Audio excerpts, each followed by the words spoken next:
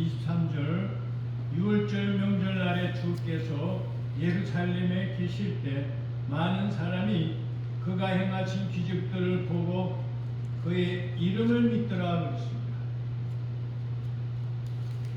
우리는 어때야 돼요? 우리는 어딘가에 가서 하나님의 아들 예수를 통해서 우리에게 공급된 진리 말씀을 나타내고 전파하고 변증하고 하는 과정에서 여러 일을 겪을 거예요. 그런데 그 결과가 어떻게 나타나야 되느냐는 거예요. 두 가지로 나타납니다. 첫째, 한 부류는 그 말을 안 믿어요. 안 받아들여요. 그리고 핍박을 하려고 그래요. 한 부류는 우리가 한 말을 듣고 그런가? 하면서 마음에 받아들이고 그걸 믿어보려고 확신을 가지고 묻기도 하고 그런 부류가 있어요. 근데 이것도 저것도 아닌 부류들도 있어요. 세 종류가 나오죠. 여기 보니까 예수님이 이렇게 가나에서 포도주를 만드는 이 기적을 행하셨는데 많은 사람이 그의 이름을 믿더라 그랬어요. 우리도 이렇게 나타나야 돼요. 수고했을 때 그렇게 성령께서 우리에게 증거를 주셔야 돼요. 미리 기도하세요. 미리 기도하세요.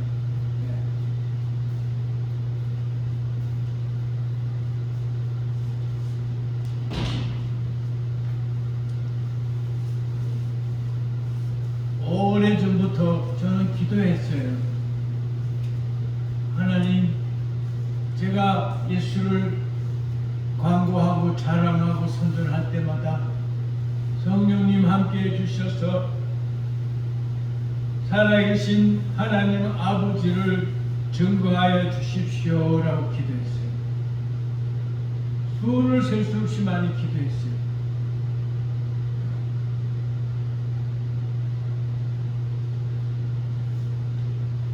그래서 미리 준비해야 됩니다.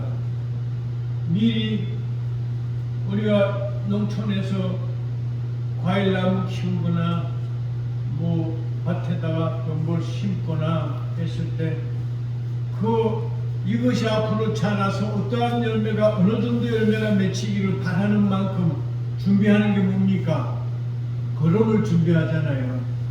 그래서 거름을 착 깔아주잖아요. 그리고 또 볼러지들 못 먹게 해롭지 않은 요새는 농약도 만들어서 한다더만요. 그런 게 있나 봐요. 그렇게 해가지고 심은 그 모든 식물을 보호하고 열매가 알차도록 잎이 풍성하도록 그렇게 미리 준비하잖아요.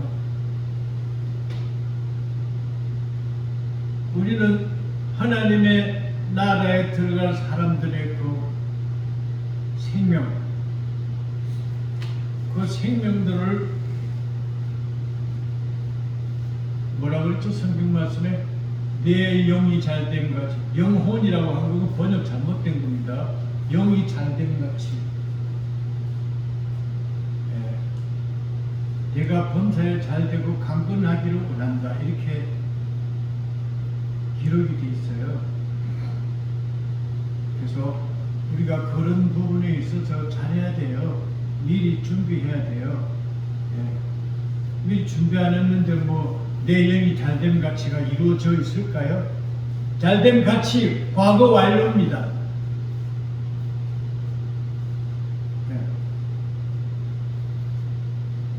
그거는 하나님 앞에 예배하지 못해요. 하나님은 혼의 예배를 받으시는 분은 아니에요. 영의 예배를 받으시는 분입니다.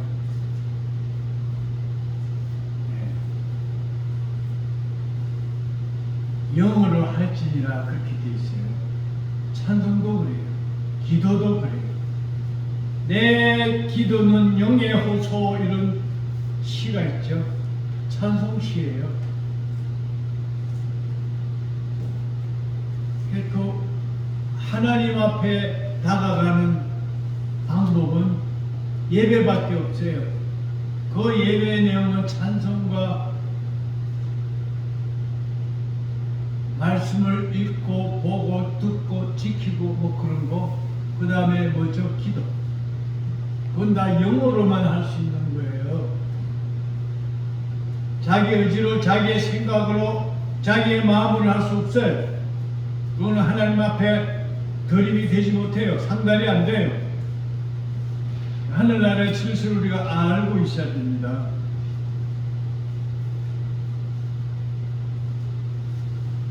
혹시라도 거듭나지 않으신 분 계시면 기도하기 전에, 찬송하기 전에, 말씀 읽기 전에 회개하세요. 그래야 하나님 앞에 나가서 내가 하는 모든 영적인 행위들이 하나님 앞에 연락이 돼요. 그래 안 하고 기도하고 해봐야 아무 소용없어요. 하나님께 연락 안 돼요. 거듭 안 나신 분만 이거 참고하시면 됩니다.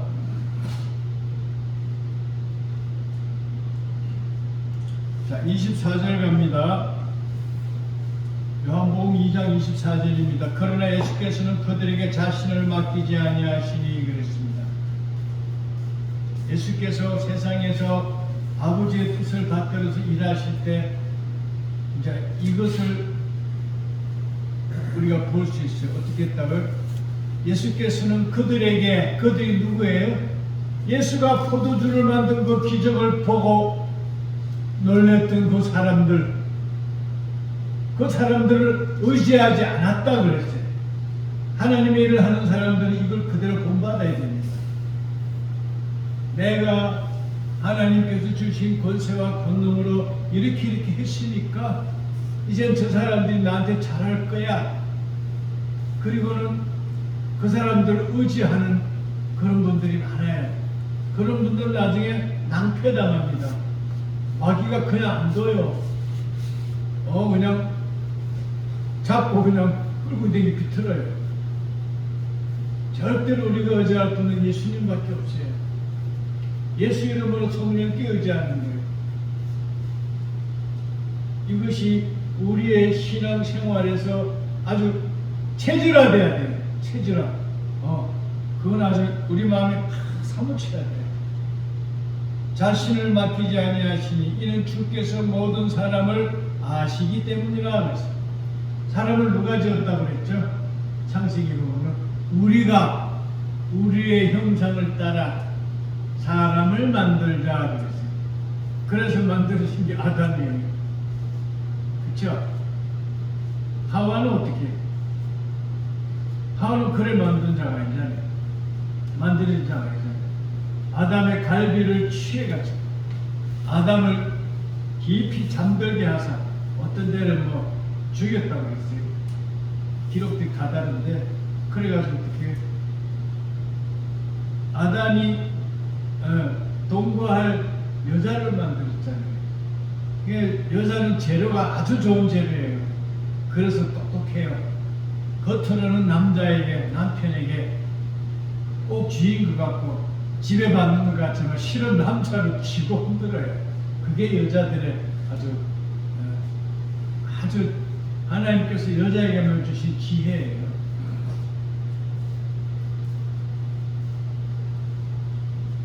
그래서 여기 주께서 모든 사람을 아시기 때문이라 그랬어요.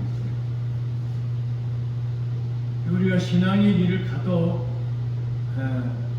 천국을 향해서 가도 똑같은 관점에서 우리가 항상 준비하고 있어야 돼요. 주께서 모든 사람을 아시기 때문이라. 그럼 주께서 모든 사람을 아시는 만큼 우리도 뭘 해야 돼요? 알아야 돼요. 우리에게 다가오는 사람들을 보고 알 수 있어야 돼요.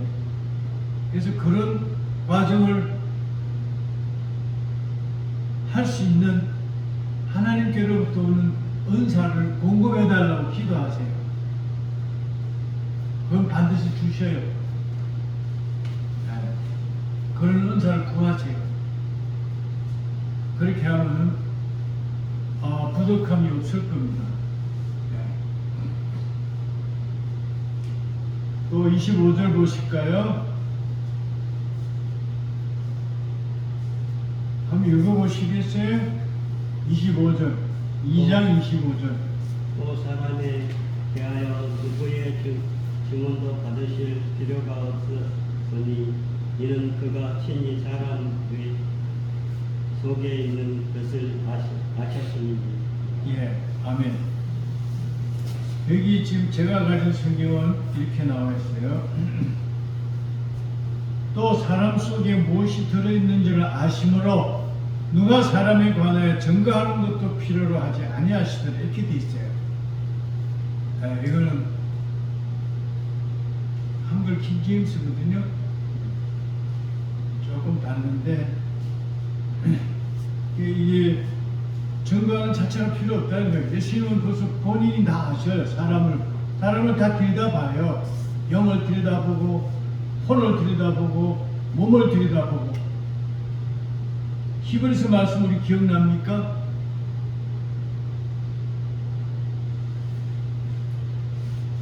아시는 말씀이 제가 한번 말을 해볼게요. 하나님의 말씀을 살았고 운동력이 있어 좌우의 낯은 금보다 예리하여 사람의 영과 혼과 골수와 관절을 찔러 쪼갠다 그랬어요. 쪼갠다 그랬어요. 지금 예수가 뭐 하시는 분이죠? 아버지의 뜻이 그대로 예수 안에 있죠. 하나님 본체의 영광이 드러나신 분이 바로 예수예요. 그런데 그분은 그 신분을 어떻게 뒤로 하고 아버지의 뜻을 순종하기 위해서 육체를 입고 이 땅에 오신 분이에요. 아주 효자죠. 뭐 최고의 효자죠. 세상적인 언어로 표현하자면 그렇게 하신 분이에요.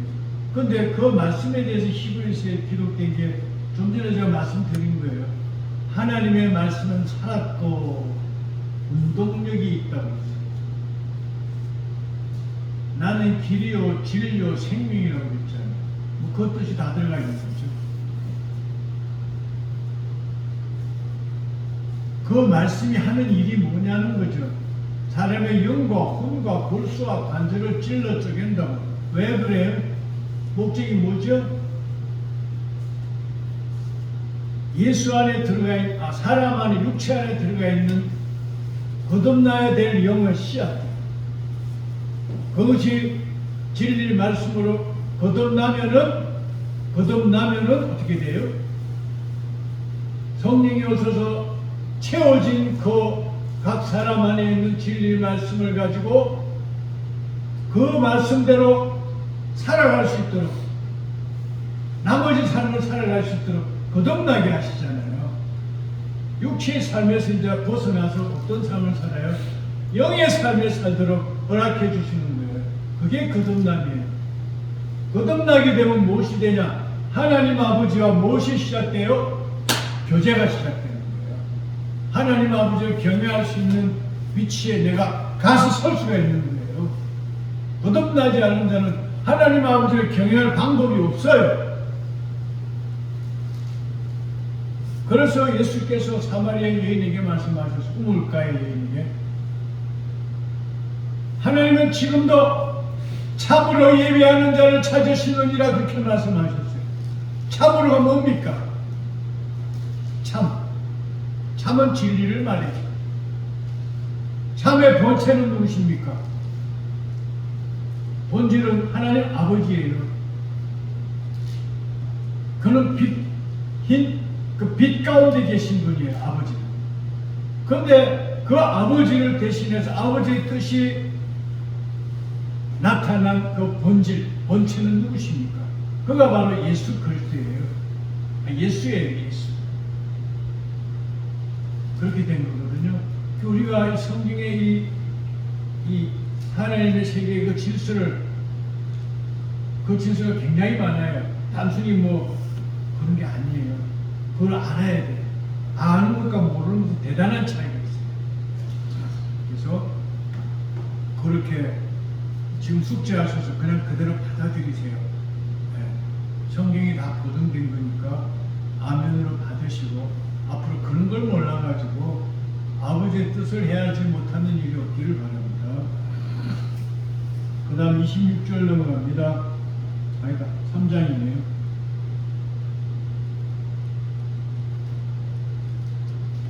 니고데모라 하는 바리새인 한 사람이 있었으니 유대인의 관원이라 그랬습니다.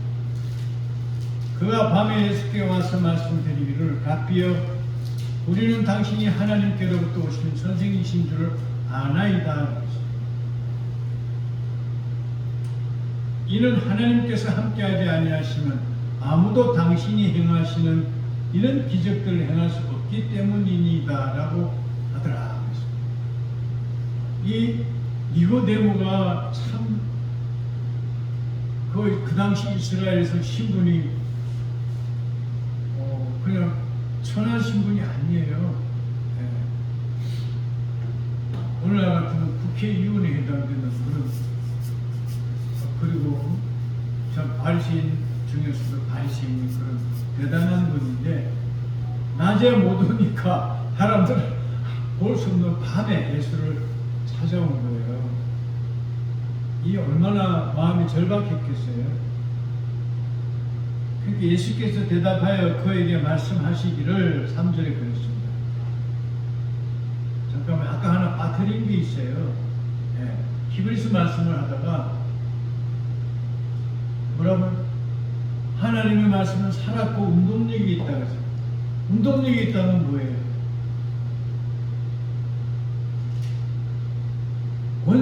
권능이 있다는 거예요. 권능. 살았다는 건 뭐죠? 권위를 말씀하시죠. 생명 그 자체라는 거예요.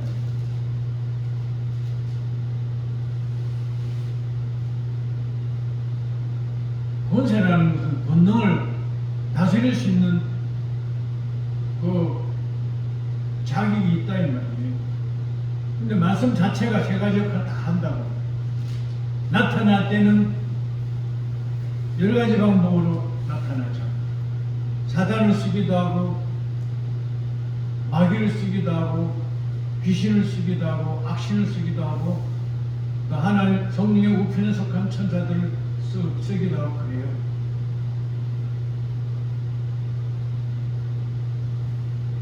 성령께서는 친히 징계하시거나 시험하시거나 그런 거 안 하셔요.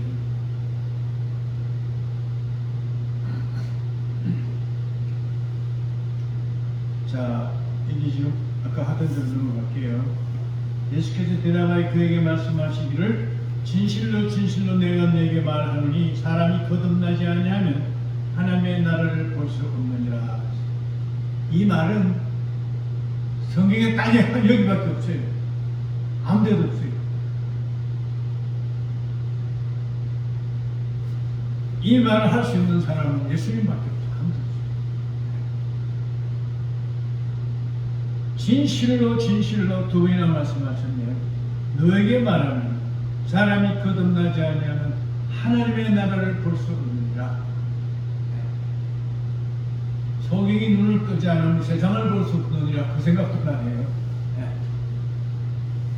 뭐 나무 같은 게 보입니다, 뭐 그런 말하면서 눈을 띄워준 예수에게 대답했던 그 소경도 있었죠. 여기서는 하나님의 나라를 볼 수 없다는 걸 말씀하고 있어요. 하나님의 나라는 이 눈으로 보는 게, 이 귀로 듣는 게 아니라는 거죠. 하나님의 나라를 보려면 어떻게 해야 된다고 그랬어요? 거듭나야 돼요. 거듭나는 재료는 뭡니까? 진리 말씀이에요. 진리를 읽었다고 들었다고 되는 거 아니에요. 그 진리를 순종해야 돼요. 순종하지 않고 진리를 다 달달 외운다고 그걸 기초로 해서 성령께서 거듭나게 해주시는 분은 아니에요. 그런 거듭나는 방법은 없어요. 거듭난다는 건 그거는 얼마나 불신령한 겁니까? 그건 거룩한 세계에 속하는 사람이 상상할 수 없는 세계예요. 하나님만 하시는 일이에요. 하나님의 것을 가지고 하나님께서 하나님을 사랑하는 자에게 하시는, 하나님께서 사람에게 주시는 최고의 선물이에요.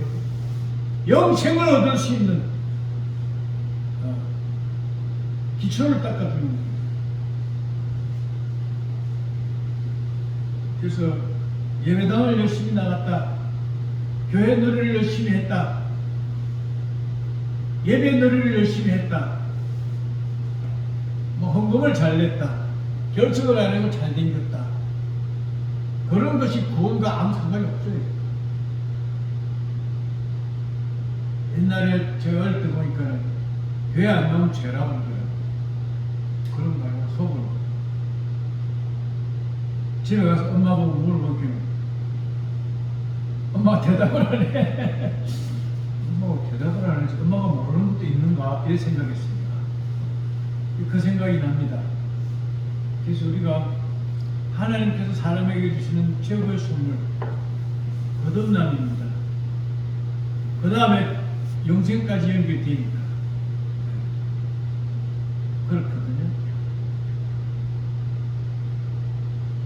세상에 와서 이 거듭나지 못하고 하나님의 나라를 받지 못하는 사람, 세상에 온 거 헛된 거예요. 다 헛된 거예요. 아무 소용없는 거예요.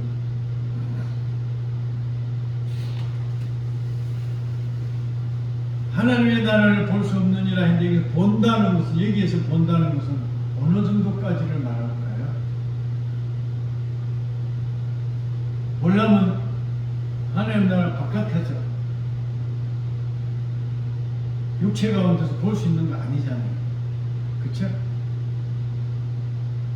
하나님 나라에 들어가서 보는 그걸 지금 말씀하시는 예수께서. 4절에 봅시다. 니고데모가 주께 말씀드리기를 사람이 늙으면 어떻게 태어날 수 있나이까? 사람이 자기 어머니의 태에 두 번째 들어갔다가 태어날 수 있나이까? 라고 묻습니다. 예수께서 대답하셨습니다. 진실로 진실로 내가 너에게 말하노니. 예수님께서 진실로 진실로 두 번 이렇게 하신 이유가 잘 없는데, 사람이 물과 성령으로 태어나지 아니하면 하나님의 나라에 들어갈 수 있느니라. 이제는 더 짧게 구체적으로 아주 노골적으로 말씀하시네요. 육신으로 난 것은 육이요, 성령으로 난 것은 영이라. 육은 영을 거듭나게 할 수 없어요. 혼도 영을 거듭나게 할 수 없어요. 혼은 영과 대적하는 거예요. 한 통속이 아니에요. 육은 뭐 이것도 저것도 아니고, 영의 지배를 받거나 육의 지배를 혼의 영의 지배를 받거나 혼의 지배를 받거나, 지배만 받지 육이 혼을 지배하거나 영을 지배할 수 없어요. 육은 그거밖에 안 돼요. 흙이니까, 땅에서 났으니까, 흙에서 난 자니까,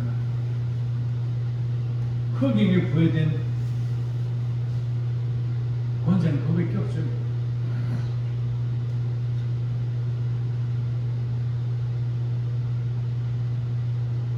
고린도전서 15장의 일은 땅에서 난 자, 하늘에서 난 자, 영과 육 이런 것에 대해서 비교적 구체적으로 잘 조합이 되어 있고 설명이 되어 있습니다. 성경에 그런 식으로 그런 내용들에 대해서 정리가 되어 있는데 성경 전체에서 고린도전서 15장밖에 없습니다. 네, 그거는 참고서와 똑같은 겁니다. 우리 학교 다닐 때 참고서 뭐 수련장에는 좀 도움 받잖아요.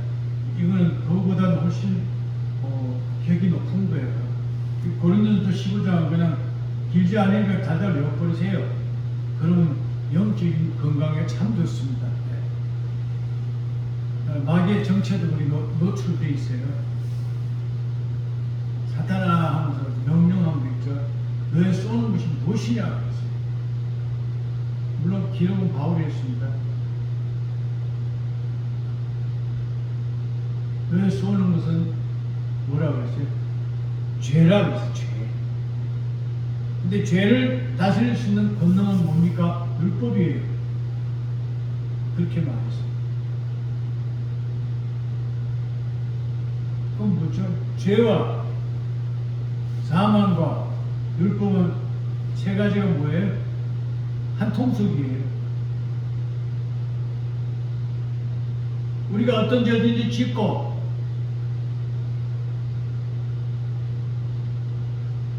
회개하지 아니하면 그 죄를 다스리는 권세를 가진 사단이 자기 종들에게 시켜요. 저놈을 좀 다뤄라. 죄에 있는 자에게 다루는 것은 하나님께서 그들에게 주신 권세예요. 우리가 피할 수가 없어. 도망도 못 가요. 우리가 진정으로 회개하고 하나님의 긍휼의 있음을 받아서 죄책감에서도 이제 벗어날 수 있고, 그 다음에 죄를 짓지 않고 살아갈 수 은혜도 받고, 그러면서 믿음의 길을 가야 돼요. 본바 같이 그냥 막무가내로 그렇게 해서는 안 되겠죠.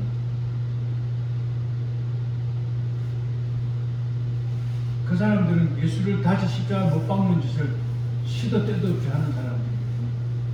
대단히 용감한 사람들이죠. 용감한 사람은 무서워서 상대 안 합니다. 자, 그 다음에 7절 보겠습니다. 내가 너에게 너희는 거듭나야만 한다고 말한 것을 이상히 여기지 말라. 그러니까 하나님의 입장에서는 왜 하나님의 보좌 옆에 있는 그 새벽별들, 하나님 아버지의 생명으로 태어난 아들들이에요. 예수는 맞이고요. 그 아들들이 이게 육체를 입혀서 그에게 예수의 영을 부여해서 어떻게 땅으로 보냈잖아요.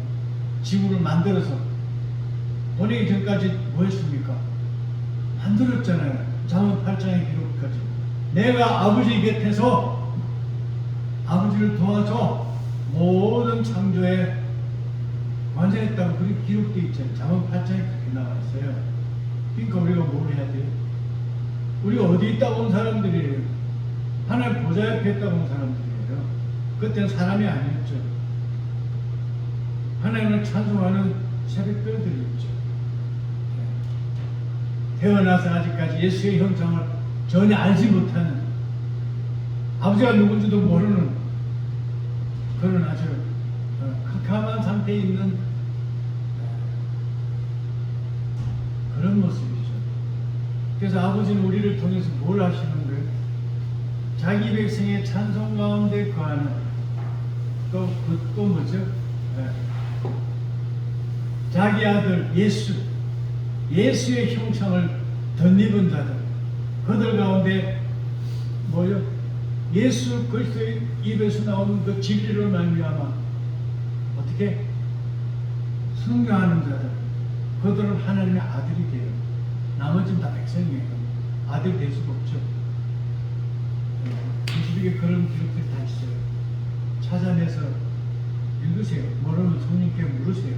그렇게 해서 궁금한 게 없는 상태로 되시기를 바랍니다. 그래서 너희는 거듭나야. 너희는 누굴까요? 아직 진리가 내 안에서 살아서 역동적이지 못한 상태에 있는 사람들은 말이에요. 그들은 죄를 짓고 살게 돼 있어요. 그러나 진리가 나를 사로잡으면 죄를 짓지 않고 살 수 있게 돼 있어요. 그 방법도 성경이 다 있어요. 그래서 바람이 이리로 불어서 내가 그 소리를 들어도 어디서 와서 어디로 가는지 알지 못하듯이 성령으로 난 사람은 모두 그와 같으니라. 진리에 사로잡힌 사람은 마귀가 손 못 대요. 손댈 방법이 없어요. 그렇게 되기 전까지가 문제죠. 니고데모가 대답하여 주께 말씀드리기 9절 어떻게 이런 일들이 있을 수 있나이까 하라고 하니 예수께서 대답하여 그에게 말씀하시기를 너는 이스라엘 선생이면서 이런 일들도 모르느냐? 모르느냐? 요새는 목사, 내신조, 가톨릭 신부도 마찬가지고 모르는 것에도 부끄러운 게 없죠. 얼마나 뻔뻔한지 몰라요. 이 하나님 아버지와 그 아들 예수 그리스도의 세계 그리고 마주 이것이 준비되는 과정에 얼마나 많은 참 우리 사람의 표현을 빌자면 수고를 하나님께서 하셨는데 아버지의 목적은 그거죠. 아들을 시켜서 백성들의 찬송 가운데 거하기를 원하시고 그리고 자기 아들의 많은 시고 그리고 자기 아들과 같은 그런 작은 예수들이 많이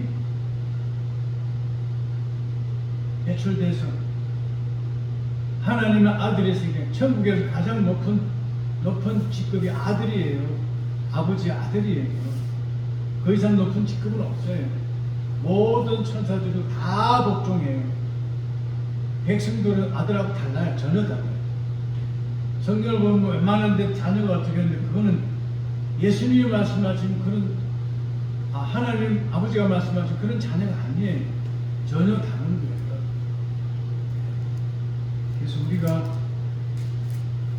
물론 순교할 마음 없으면 순교할 자신이 없으면 그냥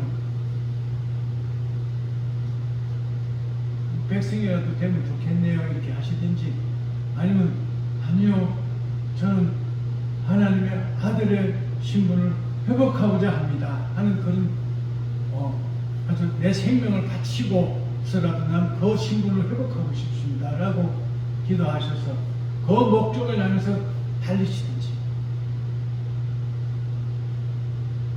그렇게 하셔야 돼요. 백성의 신분이 하나만 있는 게 아니고 그 안에 많은 직급이 있어요. 그 직급들 속에서 어느 일을 어떻게 맡길지 모르죠. 근데 아들이 하는 일은 두 가지예요. 크게 천국에 어느 한 부분을 봐셔야 돼요.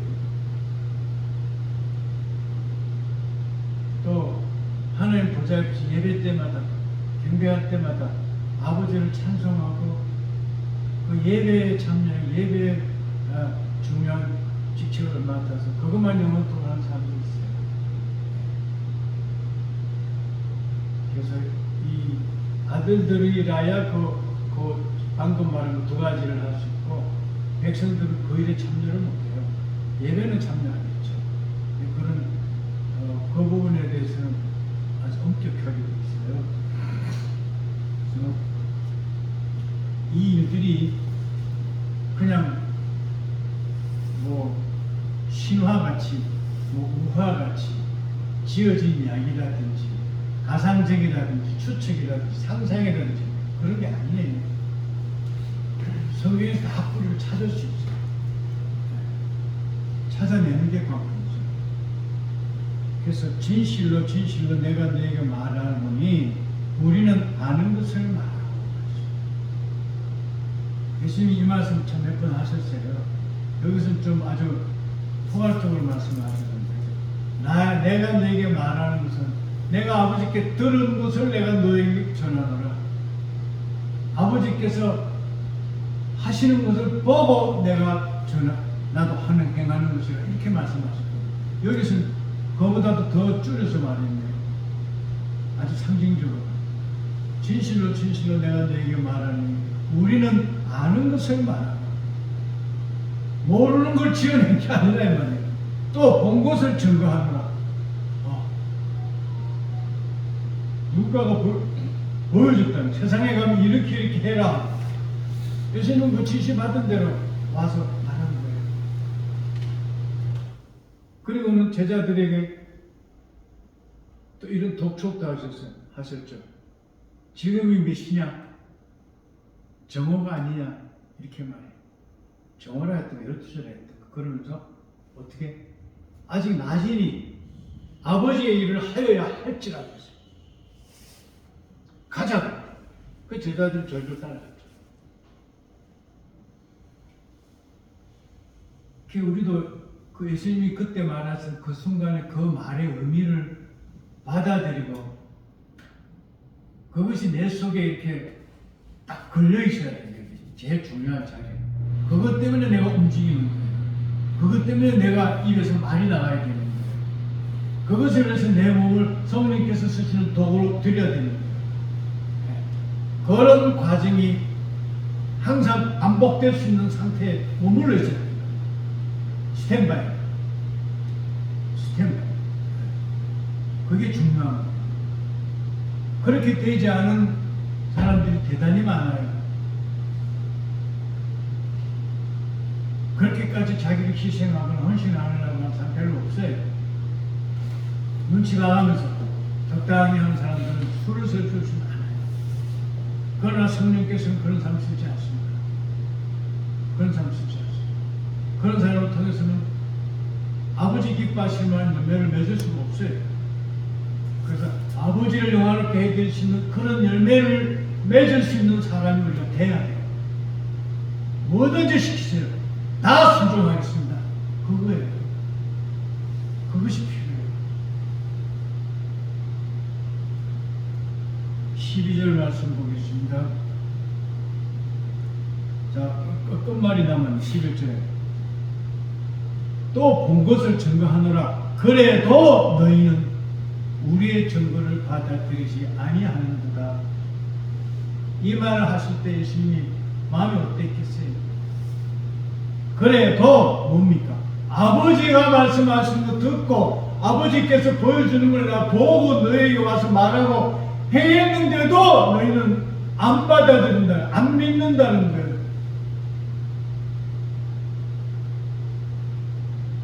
받아들이는 것하고 믿지도 않으니까 그 다음 뭐예요? 그 사람들을 정인으로 쓸 수가 없는 거예요. 못 써요. 이스나 말하죠. 그들에 의해서 죽임당하셨잖아요. 예수께서. 내가 땅의 일들을 말하여도 너희가 믿지 아니하는데 하물며 하늘의 일들을 말한다면 어떻게 믿겠느냐. 이와 비슷한 말을 나다나엘에게도 하셨어요. 빌립과 나다나엘에게 하셨던 말씀입니다. 여기는 조금 예수님이 여기서는 하늘과 땅이 이런 주제로 좀 말씀하셨네요. 13절에 하늘에서 내려오니 곧 하늘에 있는 인자 외에는 아무도 하늘에 올라간 자가 없느니라. 그랬어요. 이게 성경을 해석하면서 이 말씀이 굉장히 중요한 역할을 해요. 이 말씀에 기초로 하면은 우리 주변에서 흔히 들을 수 있는 간증들, 그거 다 뻥들이 뻥 지어내서 하여튼 뭐 간증하면 돈 벌잖아요. 그거 재미 들려가지고 소설같이 해서 돌아다니는 사람 많아요. 그래 다 그 하나님의 세계라고 하면서 인용하고 그리고 사실인 것처럼 이야기하고 책도 나오고 막 그래요. 옛날에 퍼시 콜렛이라고 하는 사람은 미국 사람인데 자기가 천국 갔다는 이야기를 한참 했잖아요. 그 책이 수백만 배가 팔리고 나서 그때 뭐라 그랬어요? 그거 아니라고. 자기 입으로 아니라고 그랬어요. 소설 쓴 거예요. 그 예수 사기꾼들이 많다는 거예요. 예수 사기꾼. 그래서 이 말씀은 중요한 거예요. 하늘에서 내려오는 것, 하늘에 있는 인자 외에는 아무도 하늘에 온 자가 없느니라. 하늘에 올라간 자가 없다는 거예요.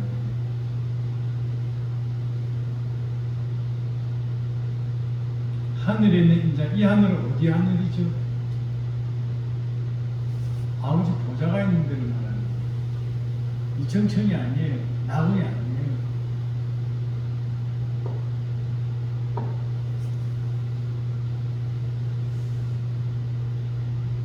자, 14절 4절에 모세가 광야에서 뱀을 끌어올린 것 같이 인자도 그렇게 들어 올려져야만 하리니 그렇게 돼야 뭐가 된다고요?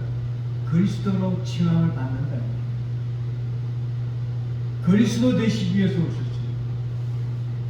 아버지를 순종함으로 인해서 그리스도라는 칭호를 받으셨어요. 영광스러운 그 칭호를 받으셨어요.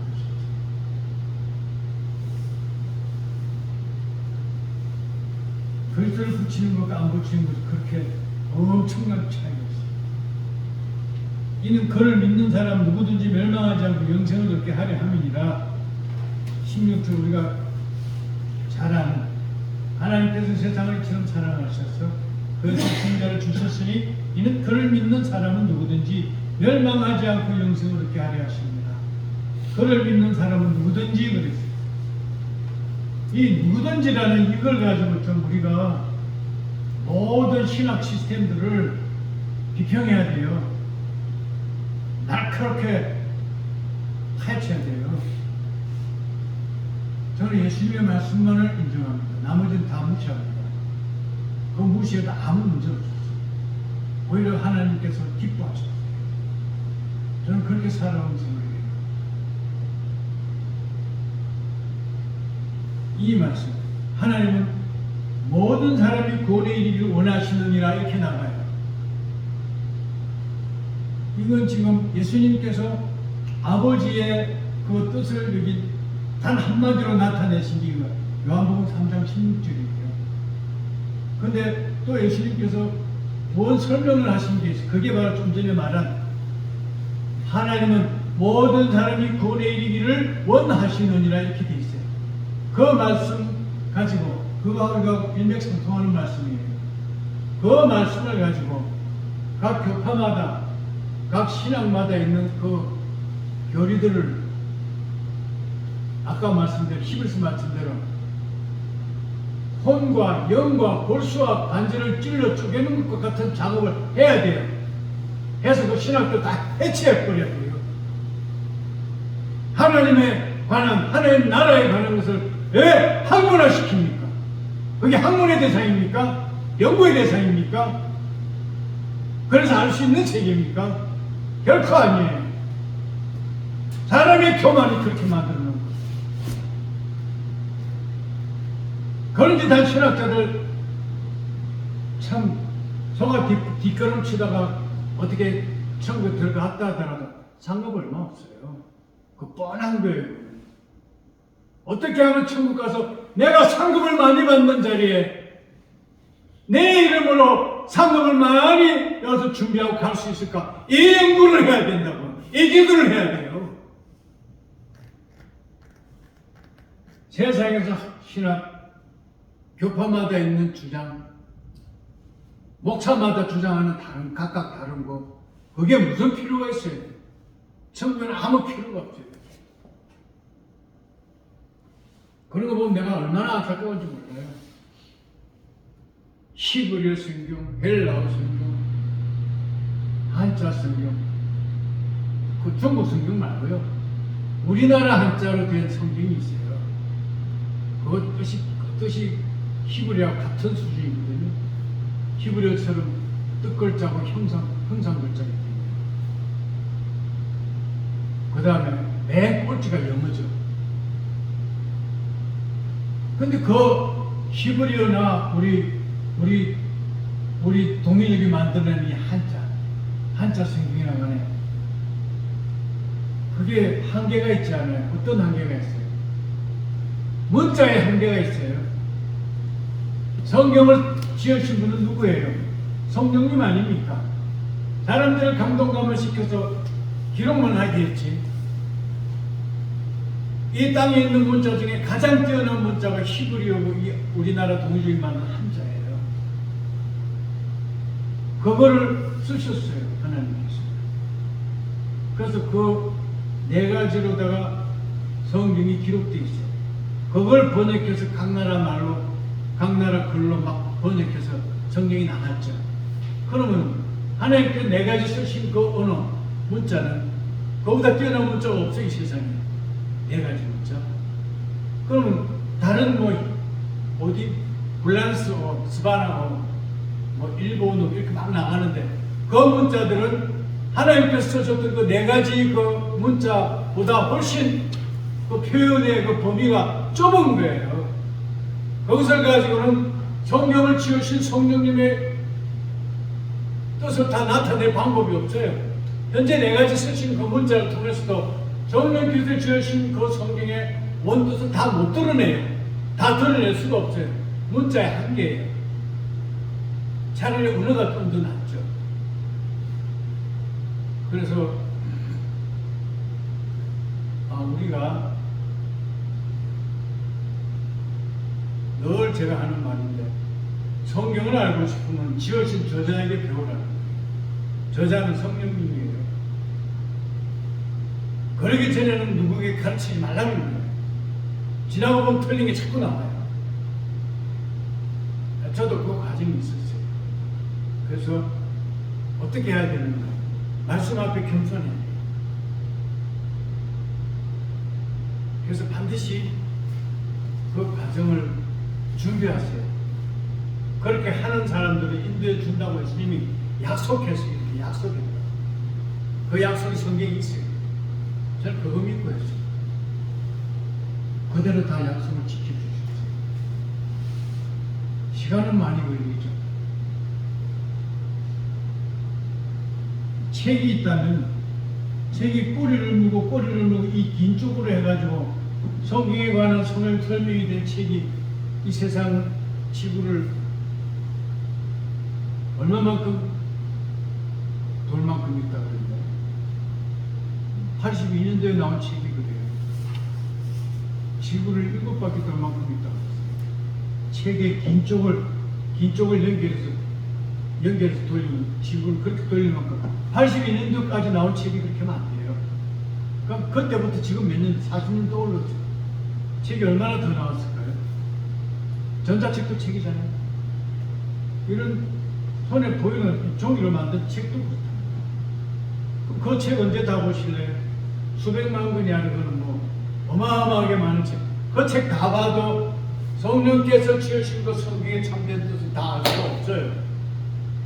그래서 제가 말씀드린 게 저자인 성령께 배우시라 해요.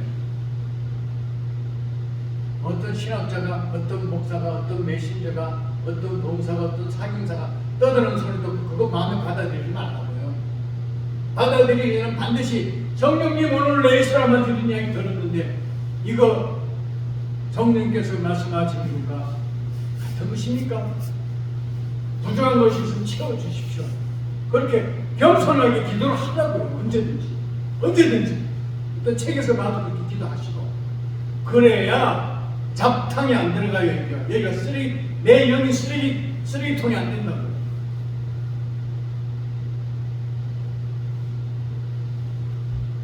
이 영이 얼마나 귀한 거예요. 아들의 영이에요. 아들. 예수의 영입니다. 예수의 영이 부여됩니다. 우리가 이렇게 해서 순교의 자리로 나아가면 그 다음 어떻게 돼요? 아버지의 생명으로 태어난 원래 신분을 회복할 수 있어요. 그보다 더 큰 기쁨과 영광이 있어요. 저는 그거밖에 바라는 게 없어요. 아무것도 바라는 게 없어요. 그걸 모르는 사람들이 너무 많아요. 너무너무 많아요. 뭘 하고 있는지 모르겠어요.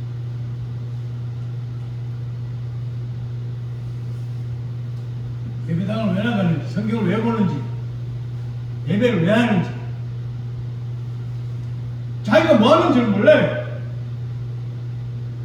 그러고도 자기네들끼리 서로 믿음이 좋다고 서로 칭찬하고, 성경에 그 기록 나와 있어. 그런 거. 하나님께서 웃고 계셔요. 시편 1장 1절 1절인가 2절인가 뭘 좀 그래요. 그래서 세상에 있는 사람이 얼마 없어요. 제가 놀란 건 저희 어머니가 92세에 돌아가실 줄 몰랐어요. 저는 더 사실 줄 알았는데 더 이상 못 사셨어요. 그것도 놀라운 일이지만은 젊은 사람들이 죽는 소식들이 요즘 많이 나와요. 그래서 보면서 어떻게 저런 일도 있네. 내가 마음이 많이 아파요. 그런 볼 때마다. 근데 본인도 모르고 옆에 있는 사람들도 모르는 거예요. 자기가 그렇게 그 시간에 갑자기 이 땅을 떠날 줄 몰랐던 거죠. 그러니까 우리가 내가 무슨 이야기 하려고 이 말을 하는 거예요? 네. 하나님께서 나를 부르시는 시간이 언제인지 모르니까 제가 오늘 이런 거 가르쳐 드렸잖아요. 그 과정을 통해서 하나님 아버지의 세계, 주 하나님 주신 모든 세계 내 마음속에 그리울 때 하늘의 별 울려 펴진 내성 아무튼 그 조시가 나오죠. 그 찬송 가사에 있는 그와 같은 상태를 내가 다 끌어안으라고요. 내가 보고 내가 듣고 내가 품을 수 있도록 해달라고 기도하세요. 그 시를 쓴 사람만 그렇게 됩니까? 그 시를 보고 감동 감화해서 그렇게 예수 이름으로 기도하는 사람에게도 그 같은 것을 부여하시죠. 시인에게 주셨던 것 같은 그런 얼마나 영화로운 하나님 세계를 보여주시죠. 안겨주시고 소망을 주시고 그런다고요. 바울이 뭐라 그랬어요? 고린도전서 13장에 사람처럼 시작하게 되네. 이와 같으니 너희는 보다 신령한 은사를 사모하라 그랬죠. 그랬죠? 그러고는 사랑은 언제나 온유하며 쭉쭉 나갔죠. 그런 신령한 세계를 사모하는 완전히 거기에 그냥 몰입되는 그런 믿음의 길을 가는 사람들이 다 되셔야 돼요. 그렇게 되시기를 예수 이름으로 축원합니다. 네. 아멘 소리 안 나도 괜찮아요. 속으로 그냥 바짝 해도 돼요. 네. 뭐 소리 냈다고 안 냈다고 하나님께서 그걸 들어주시고 안 들어주시고 그런 하나님은 아니에요. 그분은 우리 참된 아버지시잖아요.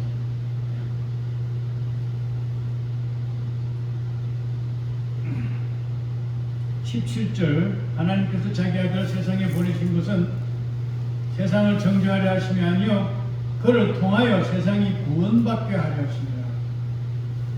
구원의 그릇.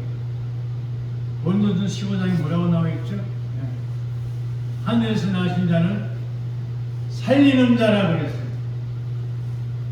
땅에서 난 자는 뭐라 그래요?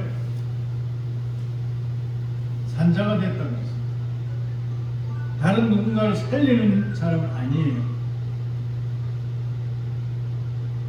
하늘에서 나신 자, 그 한 분으로 말미암아 우리가 천국의 소망을 가질 수 있게 되는 거예요.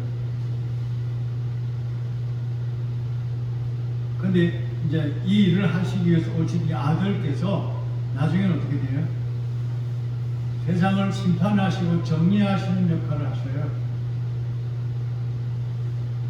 그래서 시간에 따라서 이 아들이신 예수께서 하는 일이 달라져요.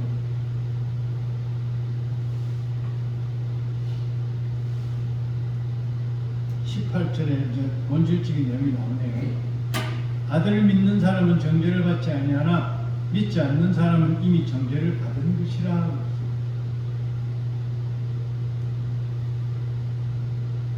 아들을 믿는 사람, 믿지 않는 사람. 근데 믿는 이 믿음이라는 것에 대해서 야고보서에 나와 있는 이야기는 그래요. 너는 믿음이 있고 나는 행함이 있으니 뭐 이러면서 그런 이야기가 쭉 나와요. 근데 결론이 뭐라고 나오냐? 행함이 없는 믿음은 죽은 믿음이라고 했어요. 죽은 믿음이 뭐 구원할 수 있나요? 그런 문제들에 대해서 입을 닫고 있는 교파도 있고 입을 여는 교파도 있고 서로 싸우는 교파도 있고 그래요. 나 그런 세계는 싫어요. 아주 싫어요. 저 딴 데서 나오는 사람들한테요. 그래서 여기 이제 구체적 설명이 나오는 이런 그 사람이 독생자 하나님의 독생자 이름을 믿지 않았기 때문이야. 믿지 않았기 때문이야. 그 믿는 것이 어디서 어디까지냐?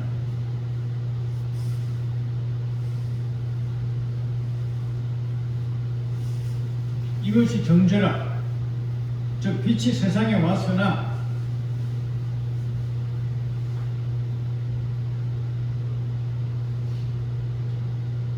사람들이 빛보다는 오히려 어둠을 더 사랑하니 이는 그들의 행위가 악하기 때문이라.